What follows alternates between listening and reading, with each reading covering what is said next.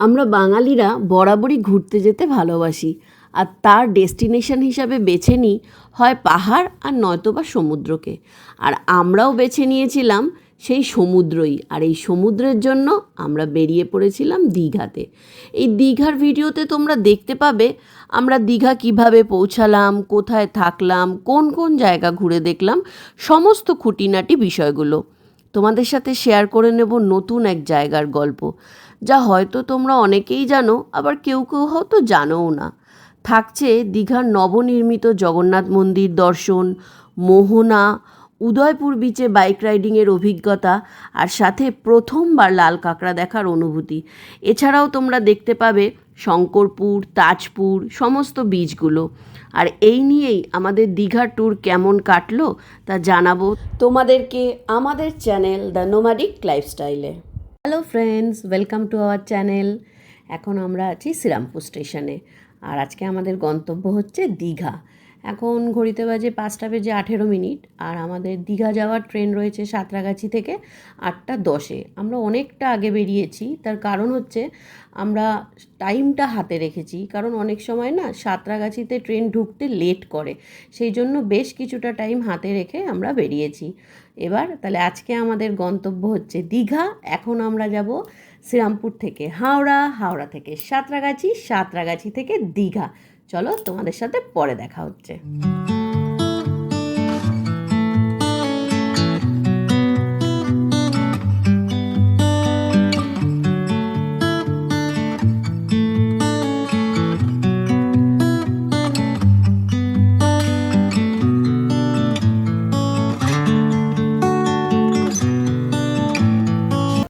Hello বন্ধুরা, চলে এসেছি সাঁতরাগাছি।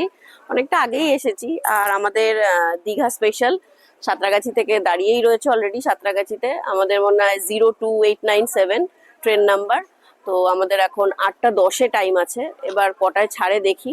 এবার এখন মোটামুটি 3.5-4 ঘন্টা তো আশা করা যায়। এবার যদি তাড়াতাড়ি হয় তো তাড়াতাড়ি, নাহলে জানি না কি হবে।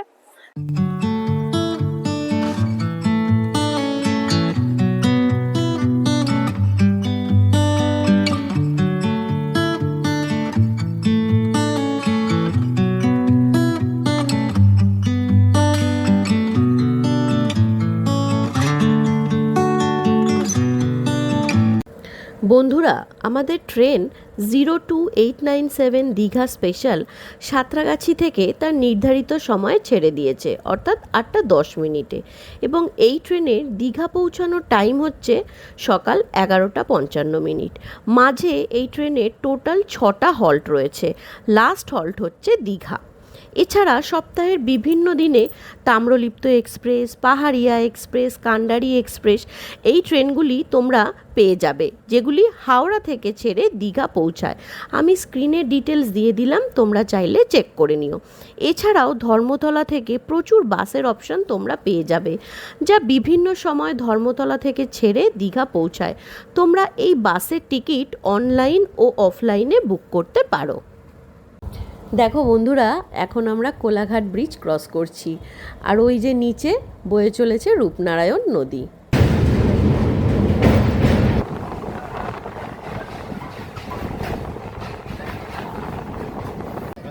বন্ধুরা, সাঁতরাগাছি থেকে ছেড়ে এখনও পর্যন্ত আমাদের ট্রেন তার যাত্রাপথে 145 কিলোমিটার পথ অতিক্রম করলো।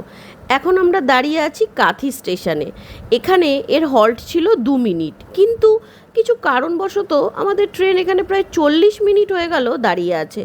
আর এর পরের স্টেশনই হচ্ছে দীঘা। চলো দেখি কখন ট্রেন ছাড়ে, আর বাকিটা তোমাদেরকে দীঘা পৌঁছে সব জানাচ্ছি।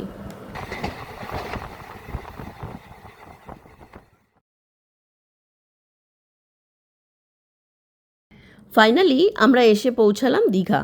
সাঁতরাগাছি থেকে দীঘা অবধি আমাদের ট্রেন 177 কিলোমিটার পথ এলো।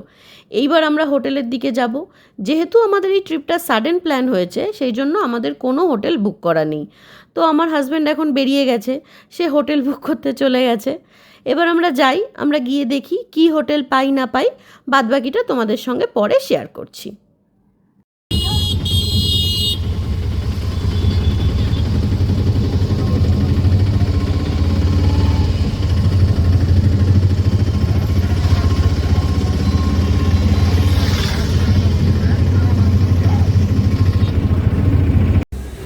বন্ধুরা, আমরা আমাদের হোটেলে চলে এসেছি আর এখন ঘড়িতে বাজে 12:55।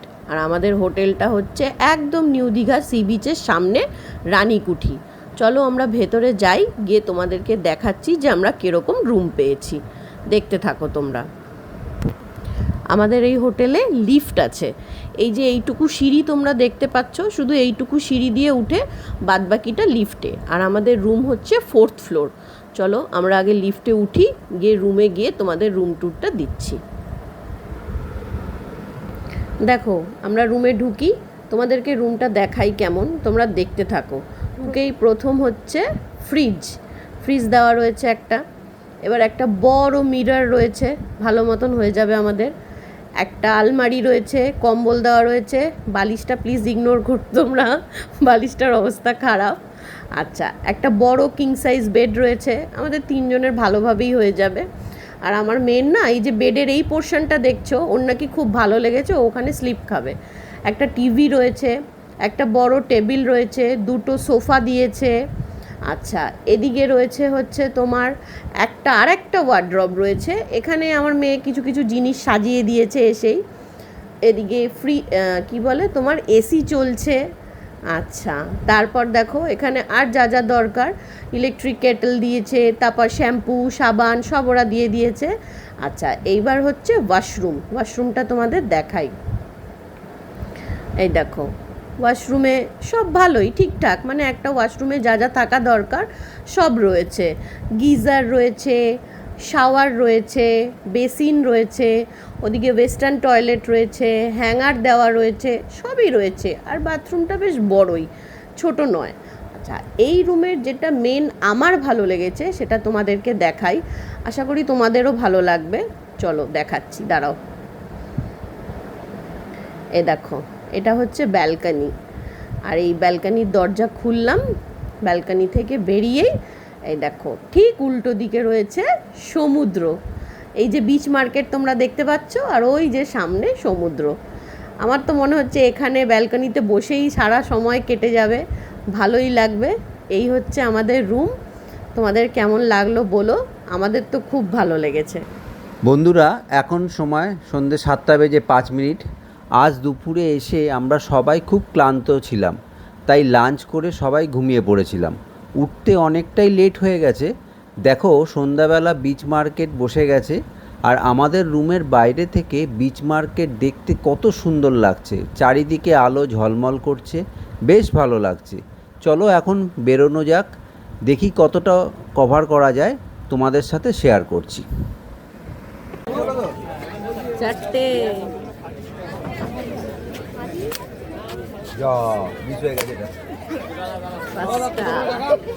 পাঁচটা মাম,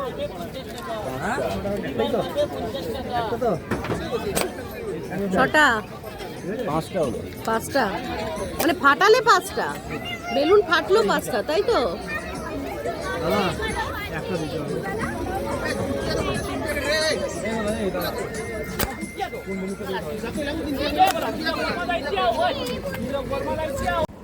বন্ধুরা, আমরা এখন বিচ মার্কেটে ঘুরে বেড়াচ্ছি, আর এই সবে বেলুন ফাটানো হলো।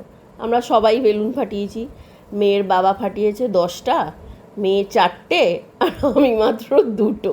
এইভাবেই বেলুন ফাটানো হয়েছে। তো আমরা এখন একটু ঘুরে টুরে দেখি কতটা দেখতে পারি।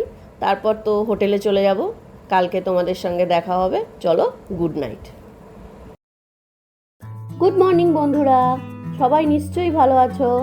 আজকে আমাদের দীঘাতে 2য় দিন, আর আজ আমরা যাব বিচিত্রপুর। আর এই বিচিত্রপুর হলো ভারতের উড়িষ্যা রাজ্যের বালেশ্বর জেলায় অবস্থিত একটা ম্যানগ্রোভ অরণ্য। এটা নিউ দীঘা থেকে প্রায় 15 থেকে 22 কিলোমিটার দূরে, আর এটা সুবর্ণরেখা নদীর মোহনায় অবস্থিত। আর এই জায়গাটা উড়িষ্যা আর পশ্চিমবঙ্গের সীমান্তবর্তী এলাকায় রয়েছে, যেখান থেকে তালসারি সমুদ্র সৈকত অনেকটা কাছে। চলো বাদবাকি ডিটেলস তোমাদের সঙ্গে ওখানে গিয়ে শেয়ার করব, তোমরা দেখতে থাকো। বন্ধুরা, আমরা এখন বিচিত্রপুরে চলে এসেছি।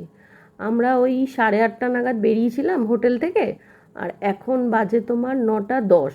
মোটামুটি ওই আধ ঘন্টা 45 মিনিট মতন সময় লাগলো আমাদের আসতে। আমরা টোটোতে এসেছি, আর তোমরা চাইলে নিজস্ব গাড়ি থাকলে সেটাতেও আসতে পারো, বা 2 হুইলার 4 হুইলার বুক করেও আসতে পারো। আর এখানে না কিছু ছোটোখাটো দোকানও রয়েছে, তোমরা চাইলে এখানে এসে টুকটাক চা খেতে পারো বা ব্রেকফাস্টটা সেরে নিতে পারো। আর আমরা না অনেকটা আগে এসেছি, এখনও টিকিট কাউন্টার খোলেনি। আচ্ছা, তোমাদেরকে এই টিকিটের ব্যাপারটা একটু ক্লিয়ার করে নিই।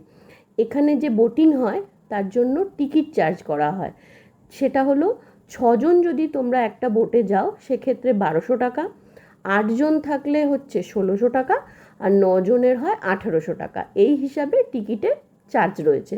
এবার তোমরা তোমাদের মতন করে যে কজন থাকবে সেই অনুযায়ী তোমরা বোটিংয়ে করবে আর টিকিট কেটে নেবে।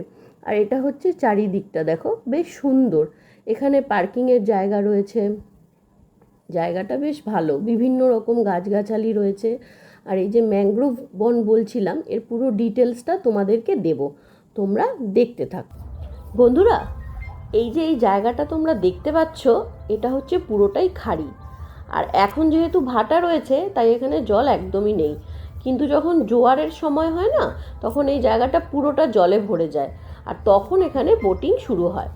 আর আমরা যে বোটিং করব তখন কিন্তু জোয়ারের জল আসবে তখন, আর এখন আস্তে আস্তে জল আসতে শুরু করেছে, তো কিছুক্ষণের মধ্যেই আমাদের বোট ছেড়ে দেবে। সেই জন্য তোমরা যখন আসবে তখন তোমরা একটু জোয়ারের টাইমটা জেনে এসো, তাহলে তোমরা বোটিং করতে পারবে।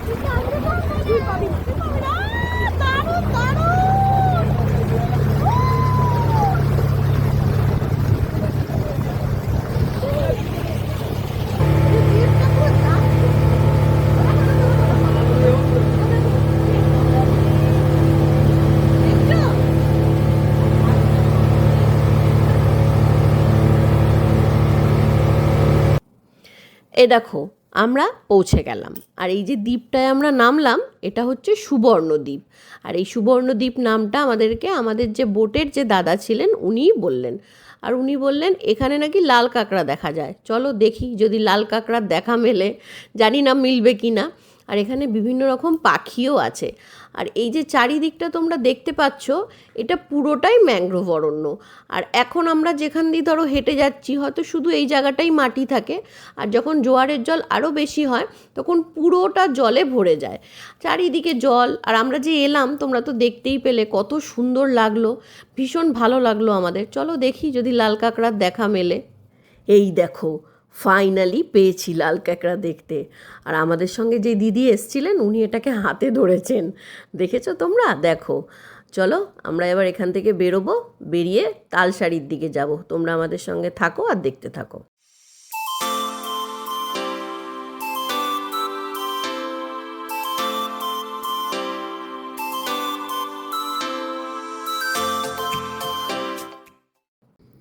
বন্ধুরা, এখন আমরা এসেছি চন্দনেশ্বর মন্দিরে। আমরা যখন বিচিত্রপুর যাচ্ছিলাম সেই পথেই পড়েছিল মন্দিরটি, কিন্তু আমরা আগে বিচিত্রপুর গেলাম, এইবার আমরা এখানে এসেছি। আর এই মন্দিরটি বালেশ্বর জেলায় রয়েছে। দীঘা থেকে এই মন্দিরের দূরত্ব 8 থেকে 10 কিলোমিটার। এখানে ভগবান শিবের পুজো হয়, আর এখানে শিবকে চন্দনেশ্বর নামে পুজো করা হয়, সেই জন্য এই মন্দিরের নাম হয়েছে চন্দনেশ্বর মন্দির। এই মন্দিরের সবচেয়ে বড় উৎসব হলো চৈত্র সংক্রান্তির মেলা, যেখানে প্রচুর ভক্তের আগমন ঘটে থাকে এবং বেশ কয়েকদিন ধরে এখানে বিভিন্ন রকম ধর্মীয় আচার অনুষ্ঠান পালিত হয়। এবার এখানে আমরা একটু ঘুরে দেখি কি আছে, চলো। এই দেখো, আমরা এখন এসে গেছি তালসারি বিচে। আর এখন এই যে দেখছো জোয়ারের জল প্রচুর বেড়ে গেছে, সেই জন্য আমরা আর বাইক রাইডিংটা করতে পারলাম না। তো আমরা এখন এখান থেকেই কিছুটা দেখব, দেখে আমরা আমাদের হোটেলে ফিরে যাব। আর বিকেলবেলা আমাদের জগন্নাথ মন্দির যাওয়ার কথা আছে, তো আমরা যাব আর তোমাদের সঙ্গে পুরোটা তখন শেয়ার করব। চলো। গুড ইভিনিং ফ্রেন্ডস, এখন সময় 7:30। আর এখন আমরা আছি দীঘার নবনির্মিত জগন্নাথ মন্দিরে।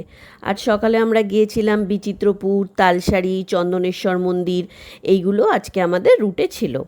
এখন আমরা জগন্নাথ মন্দিরে এসেছি, চলো ভেতরে যাই, গিয়ে তোমাদের সাথে পুরোটা শেয়ার করব। তবে আমি যতটুকু দেখতে পাচ্ছি ভীষণ ভালো লাগছে আমার, চারিদিক আলোয় আলোকিত হয়ে রয়েছে, মন্দির চত্বরে আলো জ্বলজ্বল করছে, পুরো ভীষণ সুন্দর লাগছে। চলো তোমরা দেখো।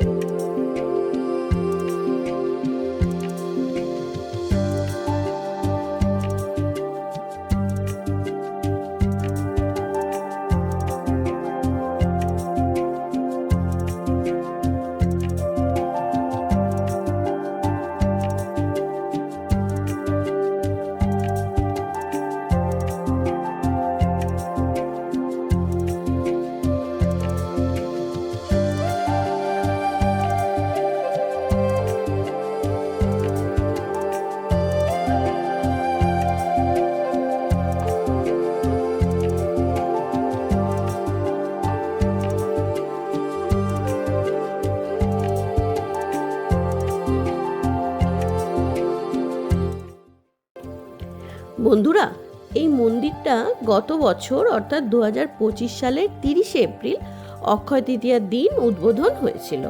এই মন্দিরের উচ্চতা প্রায় 65 মিটার। আর এর প্রধান 4টে অংশ আছে, সেটা হলো গর্ভগৃহ, প্রার্থনা হল, নাট মন্দির আর ভোগমণ্ডপ। এই মন্দির তৈরিতে রাজস্থানের বেলে পাথর আর মার্বেল ব্যবহার হয়েছে। তোমরা দেখতে পাবে মন্দিরের দেওয়ালে খোদাই করা থাকবে বিভিন্ন রকম দৃশ্য, দেবদেবীর মূর্তি, এগুলো। এই মন্দির খোলার টাইমটা তোমাদের একটু জানিয়ে দিই। সকাল 6টা থেকে দুপুর 1টা পর্যন্ত এই মন্দির খোলা থাকে, আবার দুপুর 3টে থেকে রাত্রি 8টা অবধি খোলা থাকে। আর তোমরা এই যে দেখছো, এটা হলো অরুণ স্তম্ভ, আর এর ঠিক পিছনে রয়েছে সিংহদুয়ার। এই সিংহদুয়ার দিয়েই ভেতরে প্রবেশ করতে হয়। এই সিংহদুয়ার দিয়ে প্রবেশের সময় কোনো ফটোগ্রাফি বা ভিডিওগ্রাফি অ্যালাউ করে না, কিন্তু সিংহদুয়ার থেকে বেরিয়ে তোমরা যেই ভেতর দিকে ঢুকবে তখন কিন্তু তোমরা ফটো বা ভিডিও সবই করতে পারো। তবে হ্যাঁ, কোনো রকম স্ট্যান্ড বা স্টিক যদি তোমাদের সঙ্গে থাকে সেটা কিন্তু অ্যালাউ ওরা করে না। ওরা গেটে জমা নিয়ে নেয়, তারপরে যখন তোমরা আবার বেরোবে তখন ওটা তোমাদের ফেরত দিয়ে দেয়। চলো তোমরা দেখো। আর আমাদের ইচ্ছা আছে আমরা এরপরে এখান থেকে একটু বেরিয়ে ওল্ড দীঘা যাব। চলো তোমাদেরকে সেটাও দেখাবো।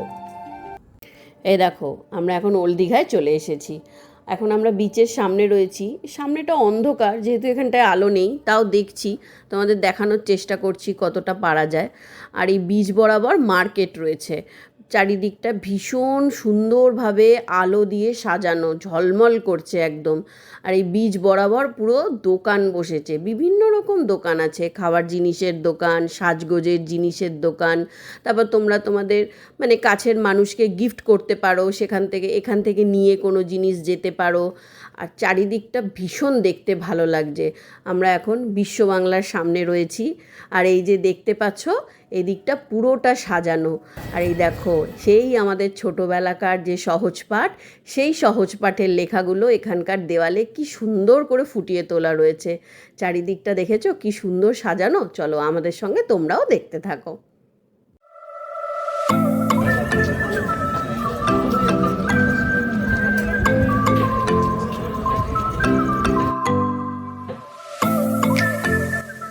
আজকের মতন গুড নাইট, টাটা।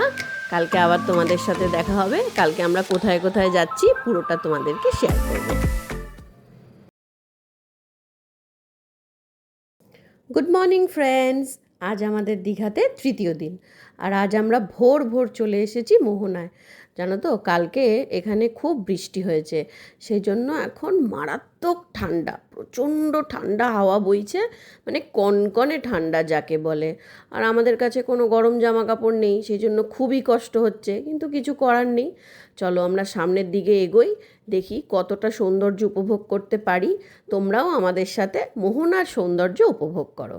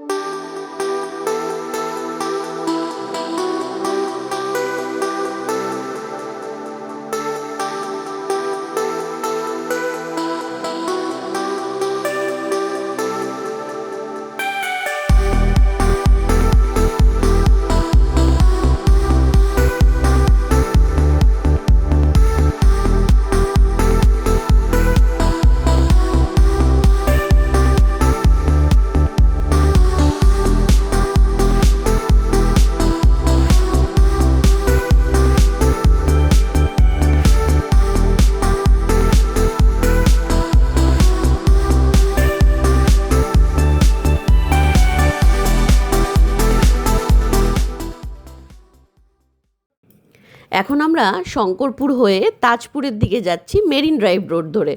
আর আমরা অনেক সকালে যেহেতু পৌঁছেছিলাম সেই জন্য শঙ্করপুর বিচটা ফাঁকা ফাঁকা ছিল, সেই জন্য আমরা ওখানে খুব বেশি সময় কাটাইনি। এবার তাজপুরের দিকে যাই, গিয়ে দেখি, তোমাদের সঙ্গে পুরোটা দেখাবো। আচ্ছা বন্ধুরা, এইটা আমাদের চ্যানেলের প্রথম ভিডিও, তো তোমাদের যদি এই ভিডিওটা ভালো লাগে তাহলে প্লিজ লাইক, শেয়ার আর সাবস্ক্রাইব করে আমাদের পাশে থেকো। আর চেষ্টা করব আমরা ভবিষ্যতে তোমাদেরকে আরও ভালো ভালো ভিডিও উপহার দেওয়ার। আমরা চেষ্টা করেছি এই ভিডিওটাতে ছোটোখাটো যতটুকু ইনফরমেশন তোমাদের দেওয়া যায়, তো জানি না তোমাদের কেমন লাগবে, তো তোমরা দেখতে থাকো। এখন আমরা আছি তাজপুরে। তো আমরা প্রথমে শঙ্করপুর গেলাম, শঙ্করপুরের মেরিন ড্রাইভ রোড হয়ে পুরো এলাম হচ্ছে তাজপুর। উদয়পুর আর তাজপুর খানিকটা একই, তো আমরা এখন উদয়পুরটা যাইনি, আমরা তাজপুরটাতেই এলাম। দেখছি যদি উদয়পুর করতে পারি তোমাদেরকে অবশ্যই দেখাবো। তবে এখানে এখন বুঝতে পারছি না, বেশিরভাগ যে হোটেলগুলো থাকে সেগুলো খোলা না, অল্প খোলা অল্প বন্ধ। দেখি যদি যাই ভেতরে তোমাদের অবশ্যই দেখাবো। আমরা এখন বিচটাতে নামার চেষ্টা করছি, যদি নামতে পারি। এখন যাই দেখি, এখানে সুন্দর ঝাউবন আছে, তারপরে বালিতে ভর্তি হয়ে যাচ্ছে হাত পা। তো দেখি যাই, নামি, কি হচ্ছে না হচ্ছে তোমাদেরকেও দেখাবো, দেখতে থাকো।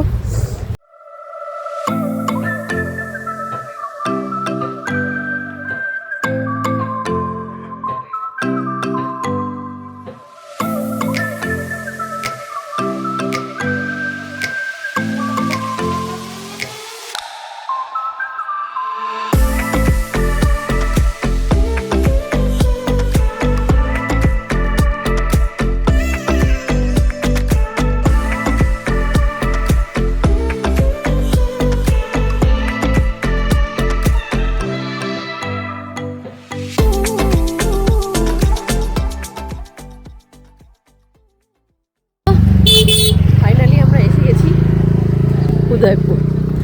উদয়পুর বিচে এসছি। এইবার একটুখানি কিছুক্ষণ সময় কাটাবো, দেখাচ্ছি তোমাদের বিচটা। এখন উদয়পুরে সি বিচে বাইক নিয়ে যাচ্ছি মোহনা আর লাল কাঁকড়া দেখতে। চলো তোমাদেরকেও দেখাই, যদি কিছু দেখতে পাই। দেখতে থাকো আমাদের সাথে। এই দেখো, হোয়াইট কালারটা হচ্ছে তার চোখ, ঠিক আছে? হোয়াইট কালারটা চোখ? হ্যাঁ দাদা, এই যে চোখের উপরে রেড কালারটা দেখছেন, এটা হচ্ছে তার সেন্সার। উপরে থেকে জানতে পারে, ঝড় পড়লে প্রথম থেকে জানতে পারবে এই সেন্সারের জন্য। ও, ঝড় পড়লে তো প্রথম থেকে সে ঝাউ জঙ্গলে পুরো চলে যাবে, এখানে থাকবে না। এখন আমরা আছি উদয়পুরের মোহনায়। আর এই যে মোহনা, এখানে সুবর্ণরেখা নদী বঙ্গোপসাগরের সঙ্গে মিশেছে। এই মোহনাটাতে তোমরা চাইলে তালসারির দিক থেকেও আসতে পারো। আমরা উদয়পুরের দিক থেকে এসেছি, বেসিক্যালি একই জায়গা, কিন্তু দুদিক থেকে আসা যায়। আর এই জায়গাটা লাল কাঁকড়ার জন্যই বিখ্যাত। আমরাও লাল কাঁকড়া দেখেছি, তোমাদেরকে দেখাতে পারবো কি না বুঝতে পারছি না, কারণ যখনই ওর ভিডিও করতে যাচ্ছি ওগুলো চলে যাচ্ছে, গর্তের মধ্যে ঢুকে যাচ্ছে। তাও দেখছি তোমাদের যদি একটুখানি দেখাতে পারি। চলো আবার আমরা এখান থেকে ফিরবো, ফিরে উদয়পুরের বিচেতে গিয়েই নামবো। আমরা আবার উদয়পুর বিচে ফিরে এলাম। আর আমরা এই যে রাইডটা করলাম তাতে আমাদের লেগেছে 200 টাকা, যেহেতু আমরা স্কুটি নিয়ে গেছিলাম। আর বড় বাইক নিয়ে গেলে 300 টাকা লাগে। আর ওরা একজন গাইড হিসাবে দেয় যে তোমাদেরকে নিয়ে যাবে, ওখানে গিয়ে তোমাদেরকে পুরোটা দেখাবে, মোহনার ডিটেলসটা বলবে, তারপর লাল কাঁকড়াগুলোও দেখিয়ে দেবে। এবার তোমরা চাইলে একাও যেতে পারো। আর হ্যাঁ, তোমরা বার্গেনিং করতে পারো, কারণ আমাদের মনে হয়েছে যে বার্গেনিং করলে হয়তো ওই 200 টাকাটা একটু কম হতে পারে বা কিছু, সেটা তোমরা দেখে নিও, তোমাদের ব্যাপার। আর এই যে দোকানগুলো তোমরা দেখতে পাচ্ছ বিচের মধ্যে, এইখানে না বিভিন্ন রকম মাছ, কাঁকড়া পেয়ে যাবে। তোমরা চাইলে সেগুলোকে খেতে পারো, ওনাদেরকে বললে ওনারা ভেজে দেয়, তোমরা এখানে বসেই খেতে পারো। জল যখন বেশি আসে তখন এই যে দোকানগুলো সব জলের মধ্যেই থাকে, আর ওনারা চেয়ার পেতে দেন, তোমরা চেয়ারে বসে মাছ ভাজা, কাঁকড়া ইত্যাদি খেতে খেতে সমুদ্রের ভিউ এনজয় করতে পারো। আর তাছাড়া আমরা দেখছি যে এখানে বিভিন্ন রকম রাইডের ব্যবস্থাও রয়েছে, তোমরা চাইলে সেগুলোও করে নিতে পারো। আর হ্যাঁ বন্ধুরা, আমি না আমার এই ভিডিও শেষে মানে আমাদের এই ট্যুরের খরচের ডিটেলসটা দিয়ে দেবো, তোমরা চাইলে চেক করে নিতে পারো। তবে হ্যাঁ, আমরা হয়তো এইটা খরচা করতে পেরেছি, এবার তোমরা চাইলে এর থেকে কমেও করতে পারো বা এর থেকে বেশিতে চাইলেও তোমরা খরচা করে দীঘা ট্যুর কমপ্লিট করতে পারো।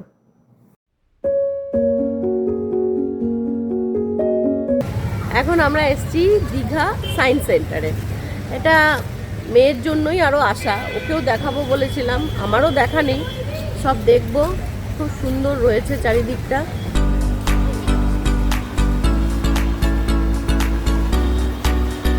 বন্ধুরা, ক্ল্যাপটি যত ক্ল্যাপ করবে তত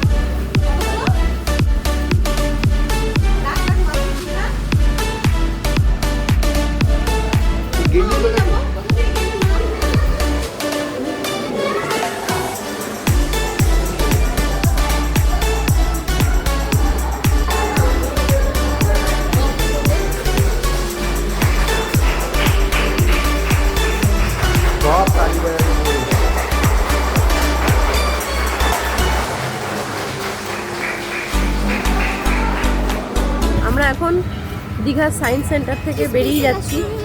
এখন বৃষ্টি পড়ছে, তাই আর থাকবো না, কিন্তু বেশ ভালো। আমি বলবো তোমরা যারা বাচ্চাদের নিয়ে আসবে তারা এসো এই জায়গাটায়, বাচ্চাদের খুব ভালো লাগবে, অনেক কিছু জানতে পারবে, অনেক কিছু শিখতে পারবে। ইভেন আমার যেহেতু ফার্স্ট টাইম, আমার নিজেরও খুব ভালো লাগলো। সবার জন্য জিনিসটা খুব ভালো, জায়গাটা খুব ভালো। ঠিক আছে, চলো, বৃষ্টি পড়ছে, আগে বাড়ি যাই, এই মানে হোটেলে যাই, তারপর তোমাদের সাথে দেখা হচ্ছে। আজ দুপুরে ফিরে আমরা রুমেই ছিলাম, কোথাও যাইনি। এখন সন্ধ্যাবেলা, এখন এসেছি ঢেউসাগরে। তো এই জায়গাটা অনেকটা বড়, ঘুরে দেখতে একটু সময় লাগবে। আর এই পার্কটা বাচ্চাদের খুব ভালো লাগবে, কারণ বাচ্চাদের জন্য বিভিন্ন রকম অ্যাক্টিভিটি রয়েছে। আর চারিদিকটা বেশ সুন্দর করে সাজানো গোছানো, ভালো লাগছে দেখতে, লাইট জ্বলছে তো। আর সেই জন্যই আমরা রাত্রিবেলাটা এলাম, দিনের বেলা হয়তো অতটা ভালো লাগতো না। আর কালকে আমাদের ফেরার পালা, কাল আমরা দীঘা থেকে বেরিয়ে যাচ্ছি। তো এই জন্য আমরা আমাদের এই ভিডিওটা দীঘা ট্যুর এখানেই শেষ করব। তো যদি তোমাদের ভালো লাগে তোমরা জানিও, খারাপ লাগলে অবশ্যই জানিও। ভুল ত্রুটি থাকতে পারে, আমরা চেষ্টা করব সেই ভুল ত্রুটিগুলোকে সংশোধন করে নিয়ে সামনে আবার ভালো ভালো ভিডিও তোমাদেরকে উপহার দেওয়ার। চলো, টাটা।